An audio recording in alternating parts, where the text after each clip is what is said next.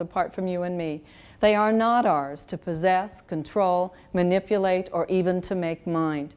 What they are is what Gibran said they were. Life longing for itself. They are gifts to us. Now granted, some came in very unique packaging, but they are gifts to us, and we've got to treat them as a gift. We have to encourage this next generation to become all they can become, not what we want them to become. That is so narrow-minded. You and I can't even begin to dream the dreams this next generation is going to dream, or answer the questions that will be put to them. You want them to make wise choices, then every day give them the opportunity to make lots of choices, including some dumb ones. And unless the dumb ones are life-threatening or morally threatening, in which case you do have to intervene. But if it's not life-threatening or morally threatening, as painful as it is, allow them to experience the real-world consequences for their own irresponsibility. Don't be out in front to rescue or over to punish, but as they're falling down, to stand behind them and guide them. And I think one of the ways you guide them is with the 6 critical life messages. I believe in you. I trust in you. I know you can handle this. You are listened to, you are cared for, and you are very important to me. And if we're going to give kids those 6 critical life messages, I have an assignment for each one of you this evening.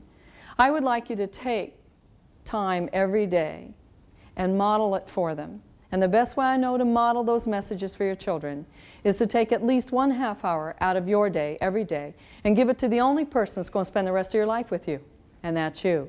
Hey, spouses can come and go. Kids can come and go.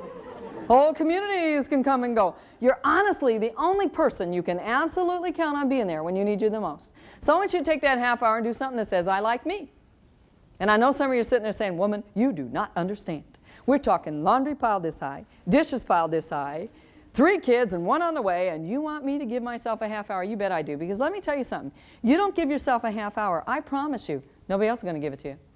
You must believe first that you're worth it before you can impress on kids that they're worth it. So take that 1/2 hour, run, pray, read a good book, sit, take a long shower, don't eat a hunk of chocolate cake, you'll regret it. But do something that says, I like me.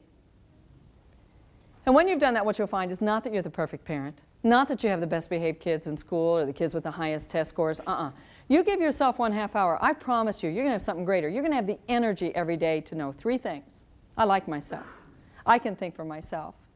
And truly in parenting today, there is no problem so great it can't be solved. And you will find yourself winning at parenting, not beating kids, not controlling them, not making them mind. But you'll be winning by allowing and encouraging your children to become all that they can become, which is responsible, caring, loving individuals who know how to think, not just what to think. You're worth it, so are they. And if that's not enough reason to take the time to develop a strong backbone in your family today, I'd like to leave you with this last reason. It's called old age. You and I are hopefully going to get the opportunity to grow older. And the generation we are now investing our time, our energy, and I believe in parenting, our lives. If we can raise this next generation to believe they can love themselves, and then in being able to love themselves can extend themselves in a loving way to others. If we can teach them that they can think for themselves, and in being able to think for themselves would never allow others, like governments or drug dealers or friends, to manipulate them, nor would they choose to manipulate others for their own gain. If we can teach them they don't have to be good-looking, bright, thin, and young, that silly medium of exchange in our culture, but that because they are, they have dignity and worth. If we can teach them every day not to be so dog-eat-dog competitive, but to be truly competent, cooperative, decisive human beings, who if they need to, want to, have to, or are forced to compete, will do it with a moral sense. If we can teach them every day to solve their own academic and social problems, then I believe we will have taught them that in this world, there's no problem so great it can't be solved. And the real payoff comes when you and I are in that old folks' home.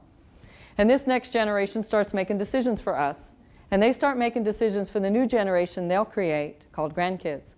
We can trust then that the time and the energy we spent parenting our children, developing a strong backbone, was worth it. Because thanks to our time and energy, this next generation is going to be capable of responsible, caring, loving decisions. You're worth it, they're worth it. Go home and give a kid a hug, and thank you for your evening.